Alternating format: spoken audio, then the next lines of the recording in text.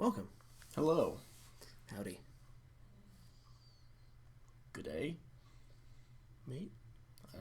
Partner. Howdy. Pilgrim. We're very like tired. That, you've lost me. We are very tired.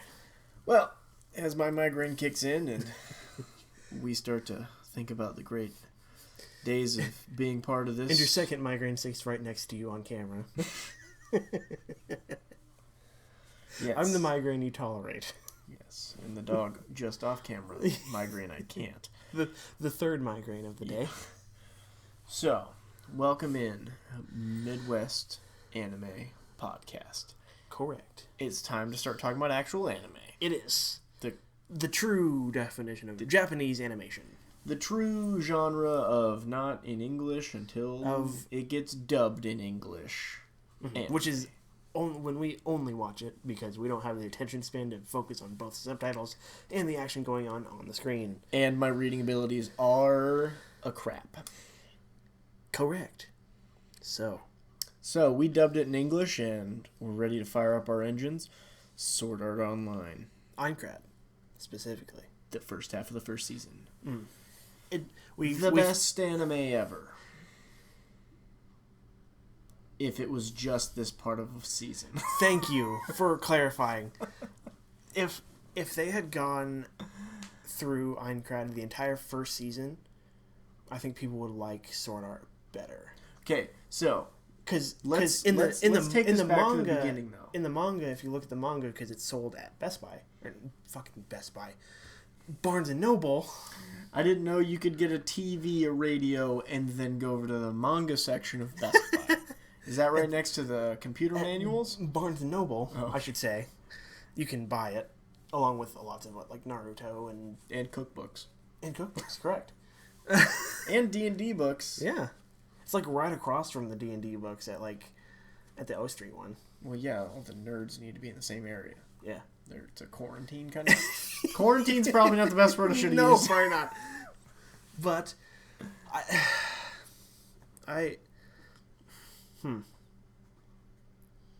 it's like 3 books long. There's a lot more, I believe. I could be wrong about this. I haven't read the manga. Because, why? Reading's hard. Yes. And you have to do it backwards? Yeah. Come on. What the heck? But, you take... Let's start from the beginning. As far as I'm concerned, as far as I know, it is a longer arc within the manga than it is in the show. According to they cut out a lot. Let's start in the beginning. Correct. Every game main character Kirito. Kazuto Kirigaya. Right. His real name, his screen name. We open up with him in this dank ass room MMORPG game. Where he logs in, puts on his nerve gear.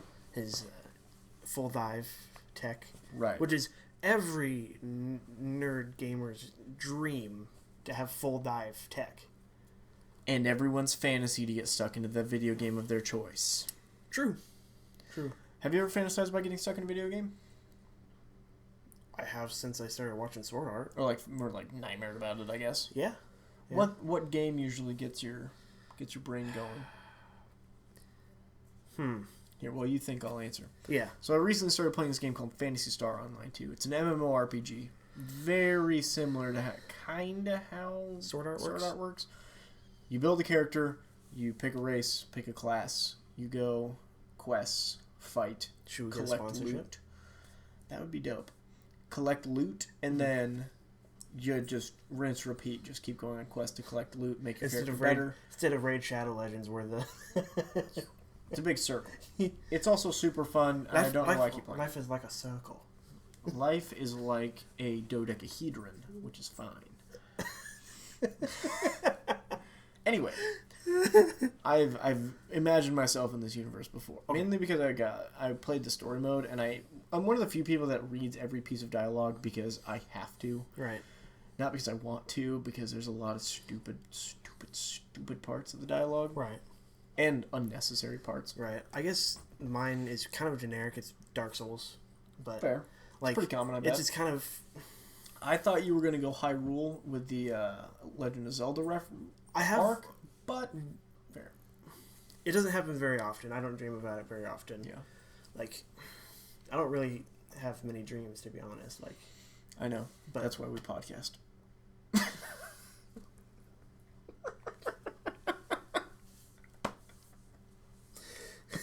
What's with the Dixit and me in this episode? The hell? It's fun. For me. This came out of left field. So, they're funny.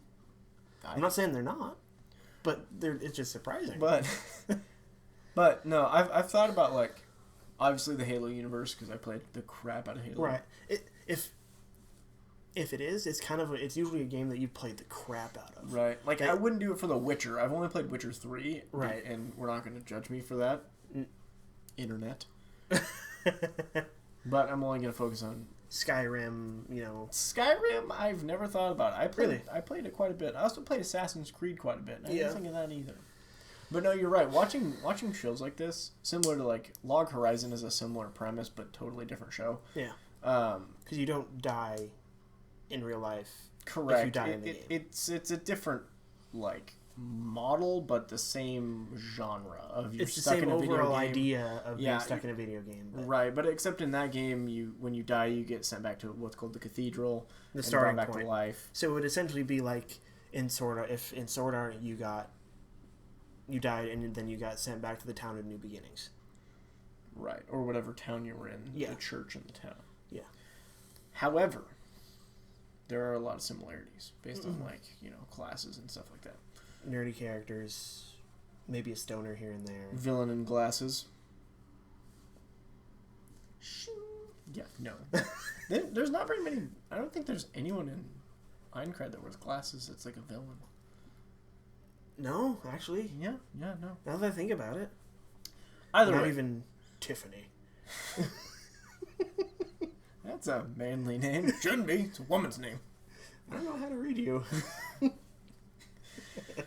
That's from the Sword Art Abridged, which is hilarious. We will watch that. We'll do a reaction videos to those. I hope so. See, episode 15 is going to be coming out here soon. Nice. So, anyway. We start out. Meet Kirito. Mm-hmm. And he starts by helping out this weird white guy named Klein. Giant stoner. Just very obvious. Yeah, he's Shaggy in anime form. Yeah. But not OP. Yeah, I was about to say not as powerful. Yeah, you can't be the actual Shaggy. You can't. No one can go full Shaggy. Yeah. It's impossible. The power's too great. So, good lord. He kind of gives Klein a little bit of a tutorial, which I think is a very nice way of opening up the viewer to see how the game mechanics work without being like, I press A to swing sword left. Right, because the blades glow whenever they do essentially moves. Like sword skills is what they're called if you haven't ever seen the damn thing. If you haven't ever seen the damn anime. If you haven't seen it, there's a lot of spoilers about to happen. Correct. And if you haven't seen it, it's like 6 years old, so I don't know why you haven't. Yeah. It's like 8 years old now. I was just... 2012. I just guessed. I know. 6 was a good guess. Yeah, it was. It's like this second best guess you could have. Third best, 9. technically. Well, third best, technically. There's a two-way tie at 8 and so number 1 would be 8, number 2 would be 9 and 7, and third, tied for third. Well, tied for fourth. Okay, whatever. It was a good guess. It was a B- guess. Okay. Anyway. Yes. It was Kirito a nice way. gives Klein a tutorial to help kind of explain to him and the viewers about kind of the mechanics of the game. And then he tries to log out. And of course... And then everyone is transported to the town of New Beginnings. To the town square. The town square. And honestly, probably one of the better anime villains as far as at least the monologue. But Akihiko Kayaba, in the grand scheme of the entire Aincrad arc, the important role that he actually plays, other than just Akihiko Kaiba. Other than that specific role he plays an extremely important role, and he's probably one of the better anime villains that I've seen. Right, and he's not as... Okay, I'll clarify this. He is not as good as Frieza or Cell or... Okay, we're not somebody else. We're not going to compare DBZ to Sword Art. Of course, but in people's heads they will. I know. Right. I already know. Yeah. I can already see it coming. So it's just... I'm getting that out of the way now. Fair. Just he isn't the best. He's not great, but he's... For the purpose he serves within the anime, he's pretty great. As the overarching villain of this first arc. Agreed. And the more we'll talk about him more as this progresses. This is the thing I love most about this. Okay. And this is the moment when everyone who is a dude who plays a female character... Oh my god. Yes. Turned back to being a dude. Yeah, because they all get turned to looking like... Themselves. Their real selves, I guess. Right. Because the nerve gear can see your face, and it does a calibration thing where you had to... It taps into your spinal cord. Essentially, yeah. It can figure out your height, weight, bone density. Yeah. Now all you have to do is Google those symptoms and you'll have coronavirus. Or cancer. Depending on if you're on WebMD. Well, WebMD says everything is cancer. So don't use WebMD for diagnosing yourself. Go to a doctor. Yes. An actual MD. Not Dr. Oz. That web guy is an idiot. But... yeah. Your joke was not good. No, it wasn't. Well, like your joke, and I tried to follow up with a vastly inferior... That's alright. It'll be fine. We'll move on. So, we open up, and then we kind of get just a little, quick snap into the future. Correct. Where it's about a month. Where all of a sudden it's, established players, and there's a big hatred for the beta testers. Correct. I don't remember what they're Even though called. they've been helping... Some of them have. Some of them gave, out maps and tutorial guides. Yeah. I don't remember what they called the beta testers. Make them, cheaters. They were called beaters, yeah. Or at least Kirito was. Well, they kind of created the name, but yeah, it is what it is. So Kirito's still by himself because that's who he is as a person. Because he's one of those guys. Yes, the main character with the teen angst. Yes. He's the Welcome to every angst, anime ever. Dresses all in black. Black sword. Yeah. Does he have a black sword at the beginning? No, he gets the black sword as he progresses. Mm-hmm. And then the second one. Yeah. Which is one of the greatest moments I've ever seen as far as build-up goes. Right, and... Because they hint at it through the entire episode. Yeah. Because Asuna, who he meets in the first boss raid... Correct. And teams up with, and then realizes is really hot. And... Anyway... Yes, that was his thought process. All right, as I'm fighting this boss, man, she is attractive. Oh, come on. Obviously, he was paying attention. Yes, but he's also trying not 14. to die. How old is he? Is he 14? I don't know. He's like a teenager. He's 16, I think. What? Do you get married in video games at 16? I don't know. I don't. Also, my bad. Gotta have myself there. Yeah. Anyway. Meets Asuna. It is... And then is like, oh, you're really cool. Yeah. And then she kind of goes, I never want to see you again. Kill yourself. And then goes off. Not really. Not really, but she's he decides that he wants to be solo because, he just doesn't feel like he fits in with anybody else. Right, he doesn't want to join a guild. Angst. Wears all black. Black sword. So basically he becomes... The Black Swordsman. The best way I can think of it is he kind of becomes Deadpool. Now hear me out. Okay. He doesn't team up with anyone. Not that he doesn't think about it. Right. Because at one point every once in a while he does. Yeah, right. He's basically... So are the Moonlit Black Cats his X-Force? He's basically a sword for hire. Uh-huh. He also eliminates bad people. But he doesn't kill them, obviously. He doesn't kill the player killers. The Titan's Hand or whatever the Rosalia's guild was. Laughing Coffin? Oh, well, Laughing Coffin too, but... Right. Because he kills the one guy from Laughing Coffin. Yes. But other than that, he really doesn't. And so, we know of for now. Now, eventually, he is recognized for his talent. And then given the opportunity to join, where he tells the head guy that he can shove it or fight me. We're skipping a lot of stuff here. I know, but I'm conglomerating all into why this is Deadpool. Okay, and then we're going to go back and kind of correct. Also, retrace our steps. The dual swords thing does kind of give it Deadpool the vibe. Okay, I guess. But he's... It's kind of a stretch, but... All right, Stretch Armstrong, this is solid. Give me a better comparison then. Can't think of one right off the top of my head. That's what I thought. Had I known you were going to compare him to fucking Deadpool... Hey, left field. All podcast. Okay. Fair enough. So, all right. I'm down. He meets up with this group of adventurers that he likes. Yeah. I would assume. The Moonlit Black Cats. Yes. A guild full of computer nerds.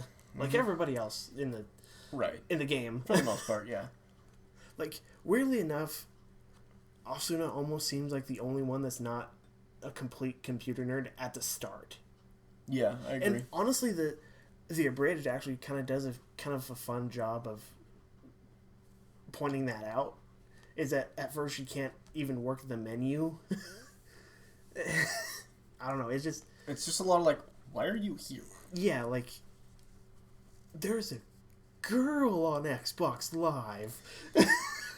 That's legitimately a thing. Like, yeah, I play a lot of Xbox, and we're not going to talk about how many hours I log into Xbox.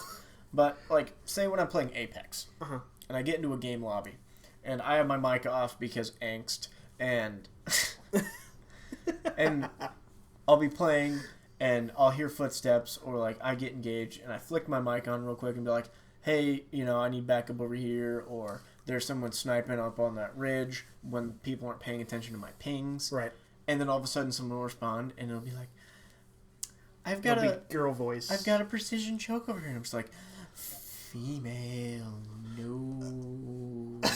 Have you ever thought about doing the Sanity Not Included? There's a girl on Xbox Live. Yes, but I'm 100% sure my other teammate would find it funny, and so no one would get it. There's only 3 people in the game, lobby on your team, so it's you and 2 other people. It would work better, like if I played with you. If it was an open lobby or something, it would be funnier than hell. But because at least one person would get it, like you need a good laugh, and that would be a good laugh to cancel out the rage.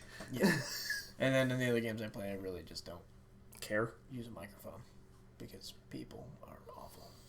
Correct. Now,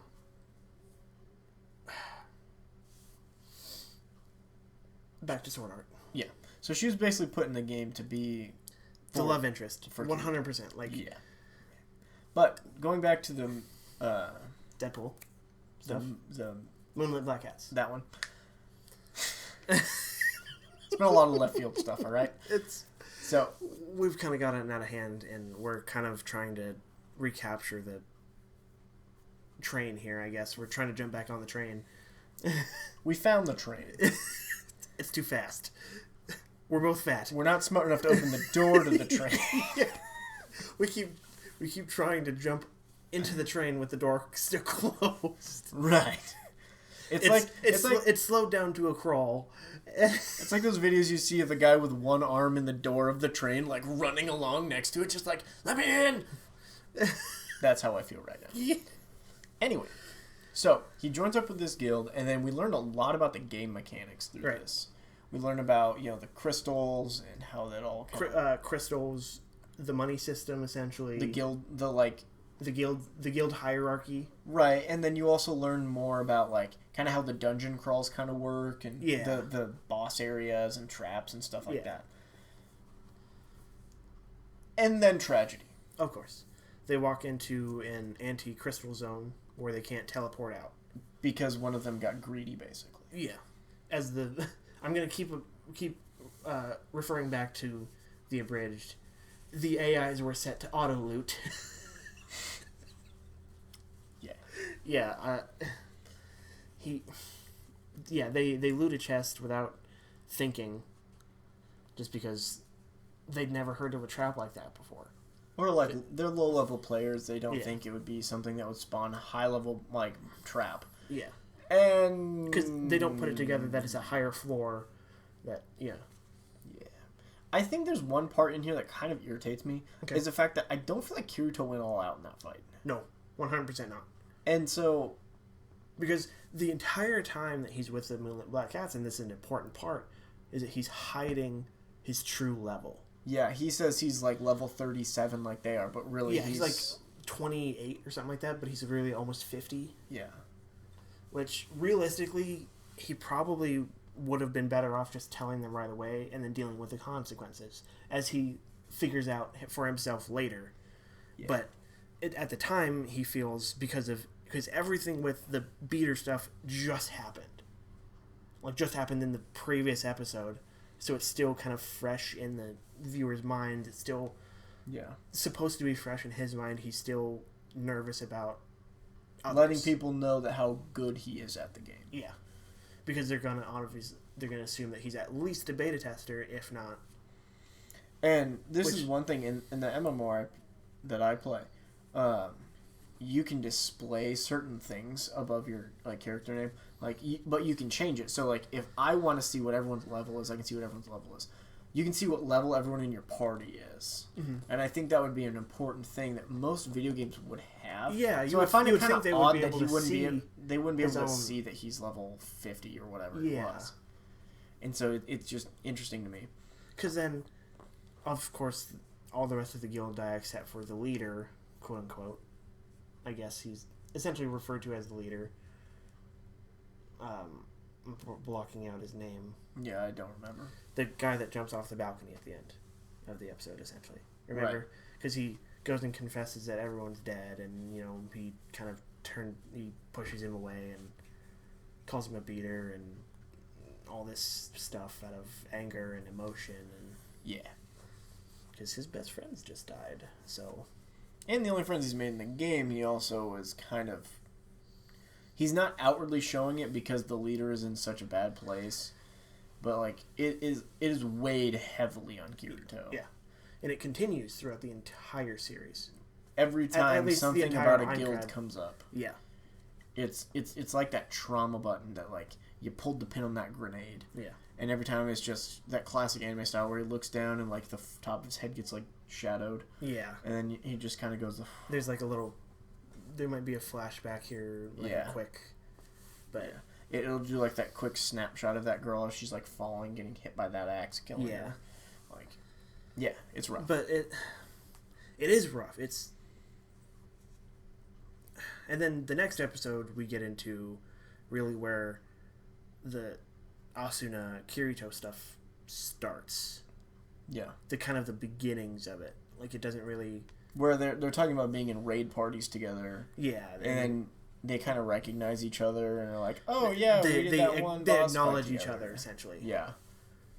Because neither of them... Because, weirdly enough, Asuna stops being as nice to him. And I think that would be... And that's part of her rank, because she's so high up already in essentially the top guild. Yep. But... Anyway, I think it's not that. I think it could be a part of that, but also I think it has a lot to do with. And I'm gonna go forward to come back to this point. Okay. So I'm gonna go forward to when they're together. Okay. And he stays at her apartment. Okay. And there was an assumption that she made. Yeah. Okay. Yeah. Okay. Yeah, so going back to this point is I think she's been wronged by so many of the male characters in the game because she is the attractive girl on Xbox Live kind of thing. Yeah. And so I think she's just oh wait, he knows me, so he's going to try to do something. He's going to try to slide into her DMs or whatever. Yeah, the assumption is, though, at that point that he would be the only one that... I don't know. It's a weird... Like, it's weird to talk about. Like, yeah, it's an adult concept. Yeah, it's an adult concept with essentially 17-year-olds. Yeah, there's a lot of ramifications for if you're right. Yeah. And that's not a good thing to think about. No. It's very uncomfortable to think about. And we're going to get into some really uncomfortable stuff in Alfheim. Holy shit. We're not there yet. We're not even going to... Oh my god. If you've seen at least the first season of... the full first season of Sword Art, you would know exactly what we're talking about. Yeah, and I'm not looking forward to going that way. Oh my god. If you saw our Castlevania stuff, this is gonna... Yeah, it's along the same lines of uncomfortability, if not all the way up to 11. Yeah, it's almost worse. It is. It's very much worse. Yeah. We're not going to get into it now. Okay, but let's keep going. Aincrad. So, we're in Aincrad. We're starting to see... This is the part that pisses me off, and this is the part you were talking about earlier about skipping, is because we go from floor 40 to floor 70 in one episode, no questions asked. I can guarantee a lot of stuff happens within that time. Right. Like, there's a lot of time that has to pass for you. 30-some floors. Right. And each boss takes days of preparation. Unless you're a dual-wielding master.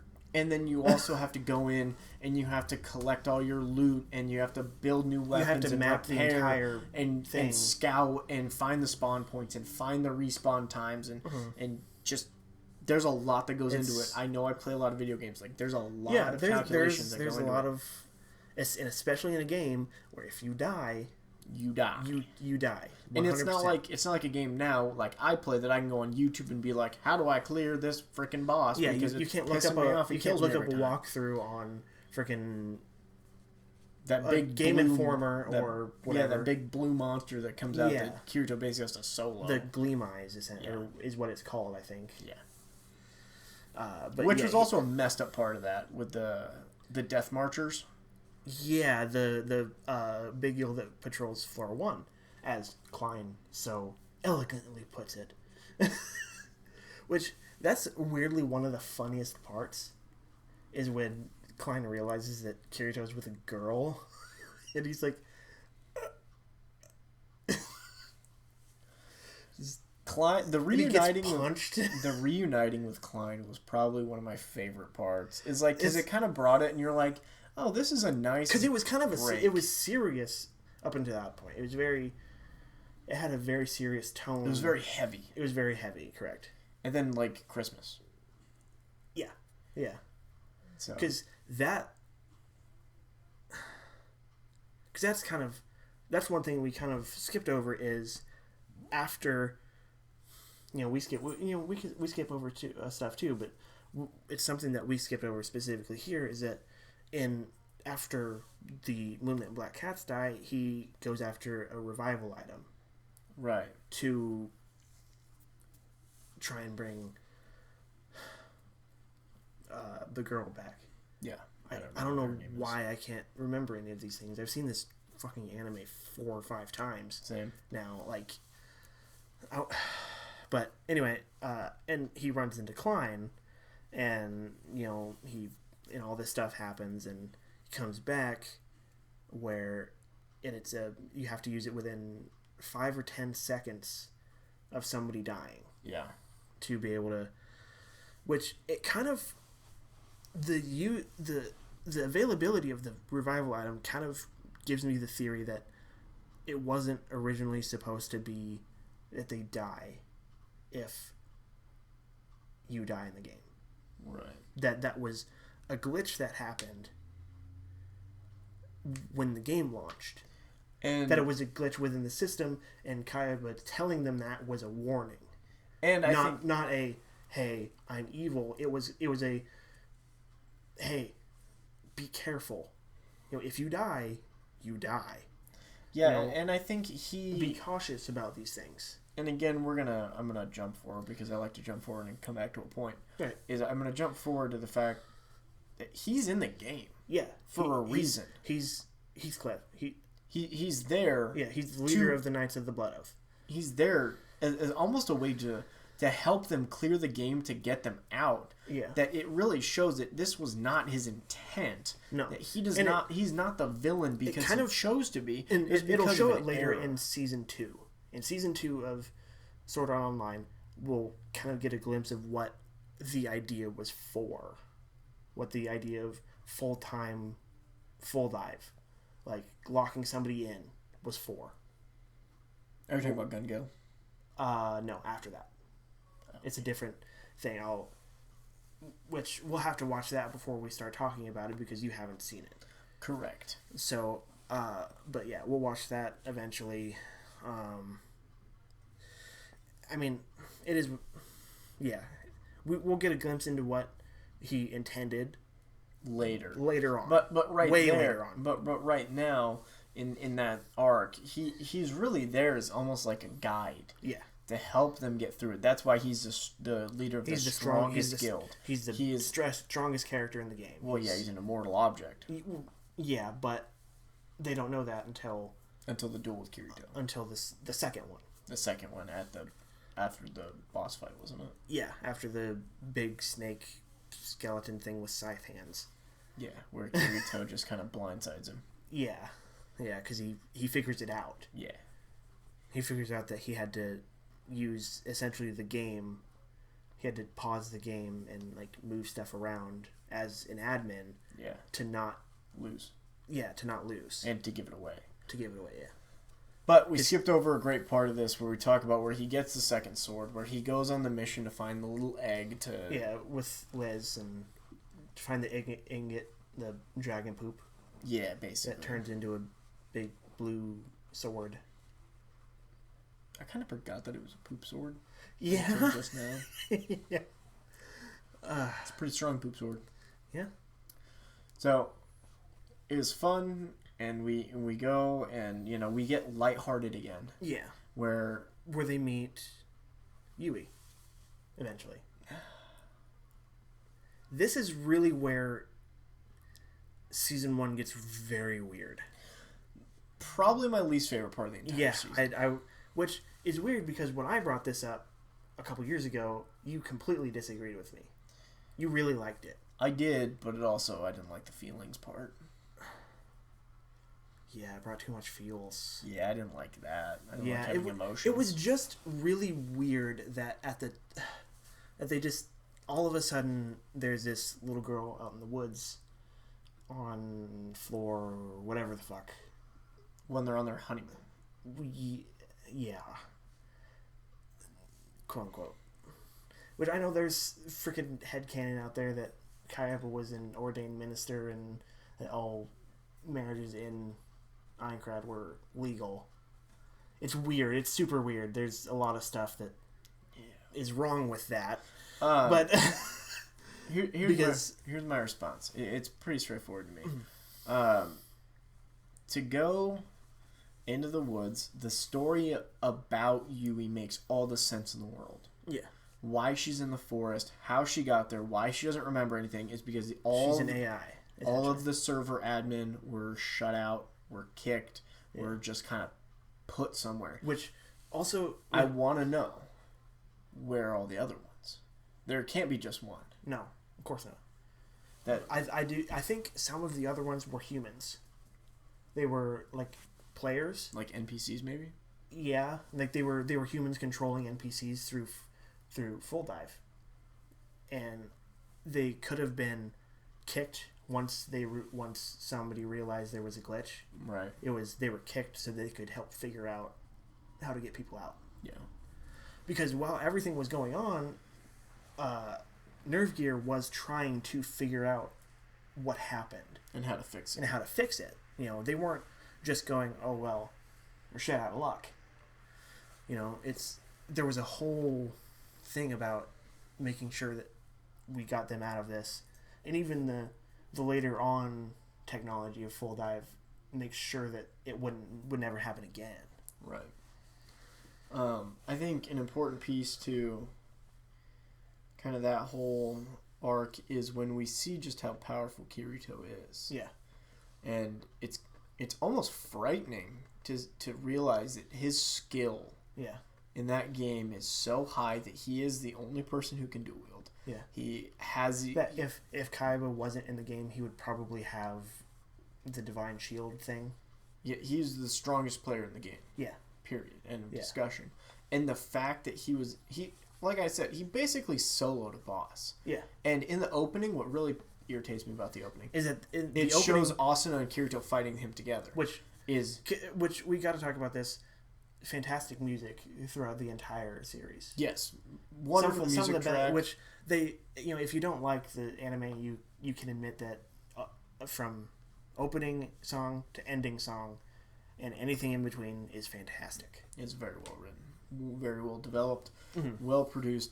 The animation quality is also really solid with the battle tactics. Yeah, there are obviously some slip-ups, but that's going to happen with every... The standing dialogue pieces are a little meh.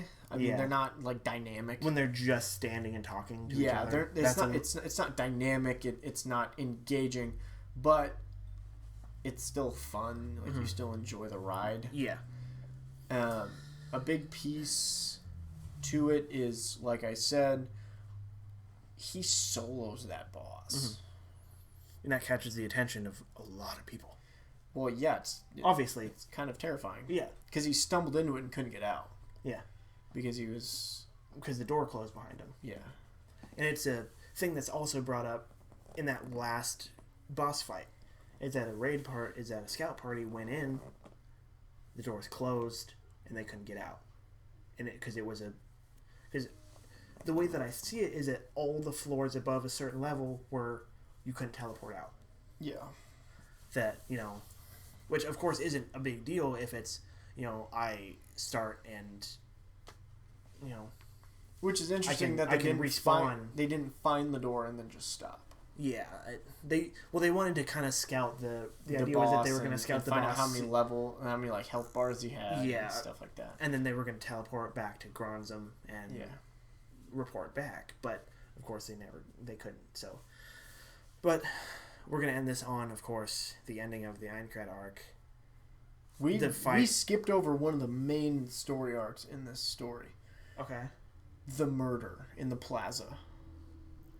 Oh yeah, the introduction of Laughing Coffin. Yes.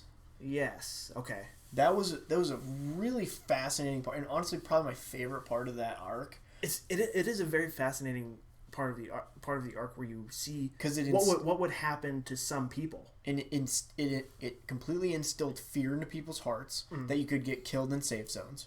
Yeah.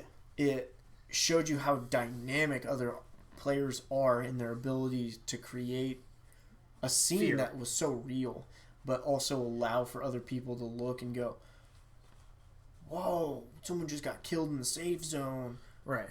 And everyone believed it. And of course you have the gratuitous ass shot in this specific arc within the arc. Because of course we got to talk about that, because... Yeah. Or at least it's got to be mentioned, because it's very obvious. Holy shit. Anyway, but it introduces the idea of strict player killers. Yeah. The murder guild Laughing Coffin. And that's a very interesting idea of what would happen to some players' minds. It would break some people, to the point where they go insane. Yeah. And, obviously they're going to be... Because those players were obviously going to be player killers already. Right. But... it was driven up to another level because they were stuck. They couldn't get out. They went insane. They just, it got worse, and then they decided that we're actually going to kill people. Yeah. And really, I don't think anything could happen to them in the real world because of that, because they had no proof that it was actually going to kill you in real life. Yeah. I will say this, though. That part was Because at some point within that time period, you could chalk that up to them not being able to eat, not being able to drink, having to be hooked up to machines, essentially, to be kept alive. And that's a huge thing that they realize right before they go to that boss, is that they realize that everyone's got a set amount of time. So is it even worth it to try and clear the game? Right. And I think that's a hugely powerful part of it. Weirdly enough, where they kind of grappled with their own mortality in the sense of this is a game, and so but it's become a huge part of our lives for 2 years. Right, it's become stuck. It's our entire life. It's all we know right now. Can we go back? Yeah. Should we go back? Yeah. What happens when we do go back? Right. And I think that's what makes it so important that Kirito does call it to him and Heathcliff and become everyone being as aware as Kirito is. But in the murder arc of that murder in the plaza, you realize how dumb Kirito is. Very much so. But by the end, you see his keen senses start to come back in. He has very keen instincts. Right. He just doesn't use them. Right. Because at the beginning of that arc, that murder mystery, he seemed very, unaware and needed all the help in the world, and then Asuna was kind of you're not seeing the whole picture. Right. And that's the analyzing the sword kind of really snaps everything into focus. Yeah. Where it's oh, this was made by this person. That doesn't make any sense. That person's dead, but they're not dead. They're, it's... Right. Yeah. But it's... And then I think we can finally talk about the final battle between the end Kayaba and Kirito. Where obviously everyone's paralyzed but Kirito and Heathcliff. Mm-hmm. We'll just call him Heathcliff because at the time he's Heathcliff essentially. But I don't know, because somehow Asuna breaks paralysis. Yeah. I don't know how. The power of love. That's stupid. That's the only explanation. That is the only explanation given in the show, and it's very dumb. Yeah, it's not because she jumps in front of the Slash, dies, supposedly. Right. But, and of course, Kirito dies. But it's not known whether, because at the time, you learn later on that people are pulled from the game as they're being logged out. Right. So you kind of have it brings up the question of whether Klein used the revival item or if Kirito was just respawning. Yeah.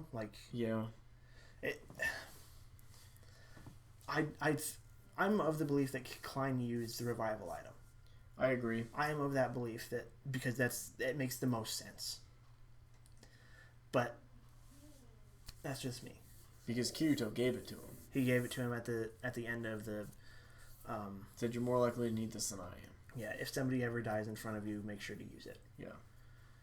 And he of our belief, he uses it to save Kirito's life, to save everybody else's life, because most likely, if him and Asuna die, everyone else is fucked. Yeah. Because Heathcliff has revealed his Akihiko Kayaba, and he's not gonna. He's completely accepted the role of villain at that point. Yeah, but he almost does it with like a not a willingness, but more of I am who they need me to be kind of a situation. So he's not going to help him anymore. Right. Directly. Because they didn't take his words with the meaning that he intended, like you said, of use your life wisely, because you're not going to get it back, and let's try and clear this game. Grind. And grind heavily before you... Yeah. And grinding's hard, and it's taxing, and a lot of people don't want to do it. I'm not one of those people that's going to run the same mission 300 times to get one item that's going to get me a little bit more ability. Mm-hmm. I'm going to run it 5 times. If I don't get it, I'm like, screw it. I'm going to go to a different mission. I'm going to see if I can't trade some stuff to get what I want. And sometimes that depends on the XP you're given for the mission. Because if you're given a shit ton of XP, you're going to keep doing that over and over and over again. You do those boss fights till the cows come home. Yeah. But eventually you get to the point where those boss fights aren't a challenge anymore. Yeah. Like on Phantasy Star, I'm going to keep referencing it because it's the only MMO I've ever really played. Right. there's like levels. There's normal, hard, very hard, super hard. Okay, so my character's level 70. The max limit is 75. Mm-hmm. So if I play on normal or very hard or just hard, I one hit everything. Except for bosses, obviously take a little bit of time. But I beat a boss in 37 seconds on very hard. Then I go to super hard and I get killed twice in that boss fight. The exact same boss fight, just a higher level. Right. And so you have that thing of like, okay, I would have died because I tried to go to the level recommended level because it was going to be a challenge. Right. And I died. Okay, now if I'm in a world where I only get one shot at this, I'm going to run very hard and normal every single time because I know I'm not going to die because they're not going to do enough damage to me for it to matter. Yeah. And that's a scary thought in the fact of this of what's the motivation to grind? Yeah. Because eventually, for some people there isn't any motivation. Eventually, you can get out. Eventually, you'll be. If I wait long enough, somebody else will do it. Yeah, other people will beat the game. And then you have that nice shot at the end where you have Kirito and Asuna sitting with the clouds, watching Aincrad fall, crumble away, and as Kaiba stands next to him, hands in his pockets, deep philosophical speech, which we all appreciate. Kind of made him more human. It humanized him very much at the end. And very quickly. Yeah. But, I don't know, I think, personally, he could have been in the game as Kaiba a little bit more in this arc, but that's me. Like, I think it would have been a really cool, like, subplot if, like, Kirito was the only one who knew, and Heathcliff knew that he knew, and then they were having, like, sidebar conversations about, like, how to fix it once they get back into the real world, and then they get out, and then he finds that Kaiba's gone missing, and then he's having phone calls with Kaiba randomly throughout the Alfheim arc to like see if he can't do anything to help, save Asuna from what happens to creepy her. Bullshit. Yeah, creepy, I guess, stalker dad's like employee. Yeah, essentially the dad's right-hand man at the company he owns. But because that's something we don't know at first, is that Asuna is loaded. Yeah, she's super rich. Also, you find out that she's the dumbass that uses her actual name as her gamer tag. That's right. And being a guy whose gamer tag is dumb as hell, I couldn't imagine if my real name was on there. Yeah, like my player name in my MMO is my actual name, but also there's only like 12 people who have my last name. So if you find me in that game, of course you're already related. You're all related to them. Exactly. So if you find me in that game, congratulations, you found me. I'm on Ship 2 in Phantasy Star Online 2 on the Xbox. My character name is Wales. Good luck figuring out how to spell it. That sucks for you. Anything else we want to talk about? Grades. How would you grade this? A+. Aincrad, really? Yeah, it's fantastic. Loved every bit of it. I'd give it a B+ because of the amount that they cut out. Okay. Or no. I'm sorry, A-. A- agreed. I will agree to you A- because of how much got skipped. Yeah, because I feel there could have been some important points added into. There could have been some stuff done better. Which, of course, that's with everything. Which also answers how we would have made it better. Keep some stuff in. If there was some one stuff thing needs to be cut out. If there was one piece that was in this arc that you wanted cut out, what would it be? Yui. You think that arc is pointless? Yes. I think it makes them to a certain extent. I don't think she needs to be their daughter. I think that part was creepy, but I think the point addition, of them growing together. I think the addition of the AI is interesting. Right. But the way they do it could be done way better. Right. It needs to be done different. Because they only continue with it. Yeah. And then, of course, you get the little teardrop. Yeah. That's awful. Yeah. We don't talk about that. Yeah. It's weird. Okay. This is run long. Worth it. It's a good show. We'll talk about Alfheim next episode. Awesome. See you guys later. See ya!